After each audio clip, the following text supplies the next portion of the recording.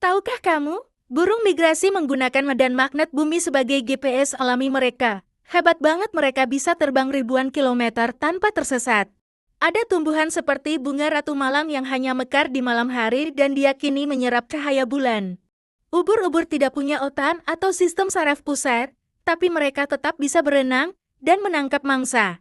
Cincin pada batang pohon bisa mengungkap usia pohon dan kondisi iklim yang dialaminya selama bertahun-tahun.